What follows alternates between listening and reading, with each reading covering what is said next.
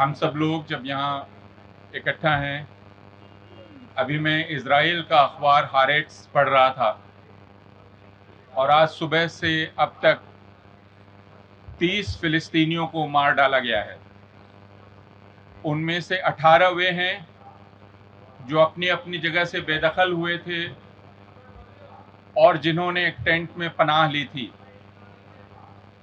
आप अगर रोज़ हारेट्स पढ़ें, अल जज़ीरा पढ़ें, दूसरे अखबारात पढ़ें तो आपको यह मालूम होगा कि फ़िलिस्तीन, इज़राइल रोज़ाना बच्चों का कत्ल कर रहा है, उन लोगों का कत्ल कर रहा है जिन्हें पहले उसने उनके घरों से बेदखल किया, उनके घरों को नेस्तनाबूद करके, और जब वो पनाहगाह में गए तो पनाहगाहों पर बम गिराए और उन्हें मार डाला। फ़िलिस्तीन, जैसा आज यहाँ इसके पहले मेरे पहले वक्ताओं ने कहा कि फ़िलिस्तीन दरअसल इस वक्त इस पूरी दुनिया की इंसानियत का इम्तहान है। फ़िलिस्तीन का कत्लेआम हो रहा है या जेनोसाइड हो रहा है, इसलिए हम ये फ़िलिस्तीनियों से उम्मीद नहीं कर सकते कि वो अपनी जंग लड़ें। ये मुमकिन नहीं और ये कहना गलत होगा। इस वक्त फ़िलिस्तीनियों के साथ खड़ा होना पूरी दुनिया के अवाम का फ़र्ज है, हर एक सरकार का। और इसमें अफसोस के साथ कहना पड़ता है कि यूरोप हो या अमेरिका हो या दूसरे मुल्क हों, वहाँ की अवाम तो फ़िलिस्तीन के साथ खड़ी है। यूरोप की सड़कें, अमेरिका की सड़कें, वहाँ की यूनिवर्सिटीज़, वहाँ के छात्र, वहाँ के शिक्षक, वे तो फ़िलिस्तीन के साथ खड़े हैं, लेकिन दुनिया की सरकारें इज़राइल के साथ खड़ी हैं और ये बहुत शर्म की बात है।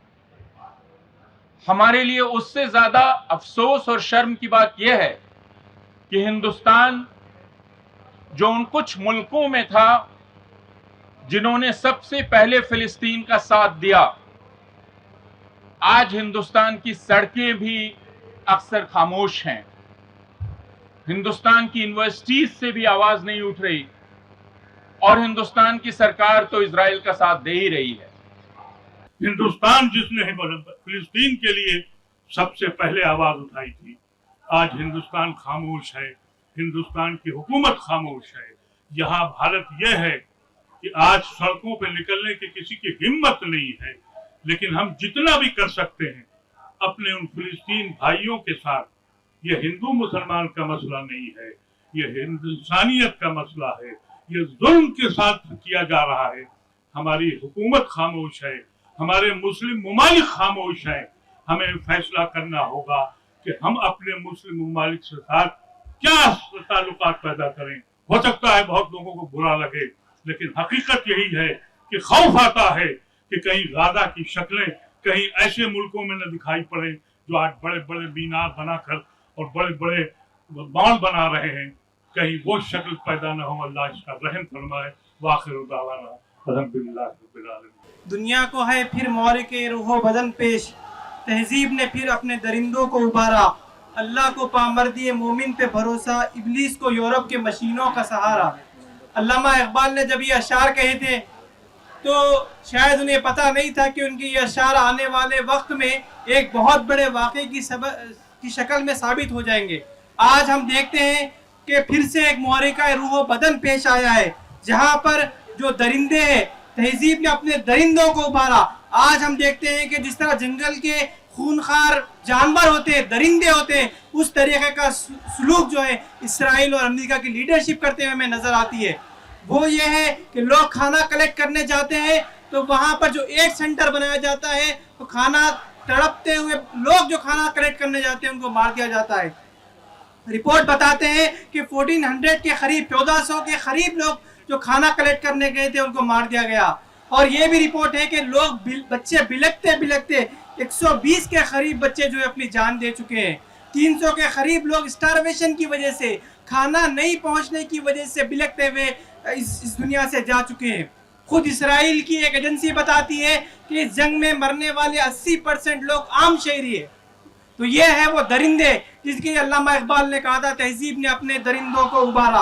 और ये वो लोग जो रूह को नहीं मानते, जो इंसानियत को नहीं मानते, जो अखलाक को नहीं मानते, वो लोग इस किस्म का काम करते हुए नजर आते हैं। इस स्थिति में हम सारे लोगों का फर्ज यह है, एक तो यह कि इजराइल यह चाहता है और अमेरिका यह चाहता है कि फिलिस्तीन लफ्ज को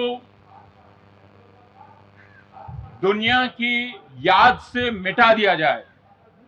आपको यह पता होगा कि जर्मनी हो या अमेरिका हो या दूसरी जगह हो, फिलिस्तीन लफ्ज बोलते ही आप गिरफ्तार किए जा सकते हैं, आपकी नौकरी जा सकती है, आपका काम आपसे जा सकता है, आपको मुल्क से निकाला दिया जा सकता है।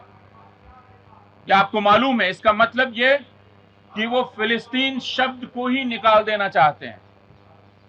ऐसी हालत में फर्ज यह है, एक तो यह कि हम फिलिस्तीन इस लफ्ज को जिंदा रखें, फिलिस्तीन इस ख्याल को जिंदा रखें। लेकिन फिलिस्तीन सिर्फ एक ख्याल नहीं है, फिलिस्तीन एक मुल्क है।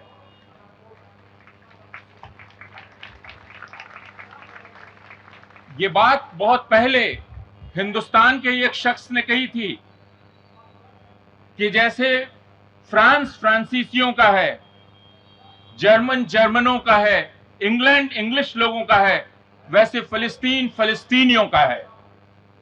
और ये ध्यान रहे कि फिलिस्तीनी मुसलमान भी हैं, ईसाई भी हैं और यहूदी भी हैं। और उन फिलिस्तीनियों को जो वहां के बाशिंदा हैं और सैकड़ों सैकड़ों सालों से वहां रह रहे हैं, उन फिलिस्तीनियों को यूरोप से आए हुए और अमेरिका से आए हुए यहूदी बेदखल नहीं कर सकते। फिलिस्तीन पर उनका कोई हक नहीं है, फिलिस्तीन पर फिलिस्तीनियों का हक है। मैं विपिन त्रिपाठी हूँ। मैं IIT में नौकरी करता था, रिटायर हो गया, लेकिन पिछले 36 बरस से मैं फिरकावारियत, सांप्रदायिकता और जंग के सवाल पर काम करता हूँ। मेरा कन्विक्शन है कि इस धरती पर पिछले 250 बरस से हथियारों की ताकत आज़ादी के लिए तो ना के बराबर इस्तेमाल हो सकी है, आज़ादी ख़त्म करने के लिए बड़े पैमाने पर इस्तेमाल की गई है। यानी हथियार अवाम को आज़ादी कम दिला पाते हैं, उनके ऊपर जुल्म 100 गुना बढ़ा देते हैं। इसलिए अवाम को अहिंसा की ताकत खड़ी करनी है, पहली बात तो ये। दूसरी बात ये कि हमारा जो कॉलोनियल यानी उपनिवेशवाद और साम्राज्य के बाद संघर्ष था, उस वक़्त कम से कम 50 मुल्क अंग्रेज़ों के गुलाम थे। फिलिस्तीन उनमें से एक था, उनके ऊपर अंग्रेज़ों का मैंडेट था। हम 190 बरस गुलाम रहे, फिलिस्तीन सन 17 से लेके 30 बरस गुलाम रहा। हम अंग्रेजी हुकूमत की वजह से हमारे मुल्क में लगभग 3 करोड़ लोग भुखमरी के शिकार हुए और हमारा मुल्क तकसीम हुआ, टूटा, हमारे मुल्क की दौलत बाहर गई। फिलिस्तीनी अवाम के ऊपर कहर बर्पा हुआ, उनका मुल्क न केवल टूटा बल्कि वहाँ के सारे ज़्यादातर फिलिस्तीनी अवाम बेघर कर दिए गए, बेवतन कर दिए गए, जगह जगह गए और जहाँ जहाँ गए उन पर हमले किए गए। गाज़ा पट्टी पर 22 लाख लोग रहते हैं, उनका अन्न पानी काट दिया, उनके घर तबाह कर दिए, उनके अस्पताल स्कूल ख़त्म कर दिए। ये वो लोग हैं जिनके पास ना तो अपनी हुकूमत है, ना अपनी हिफाजत का कोई सिस्टम है, जैसे तैसे बसर कर रहे थे लोग और उनको तबाह किया।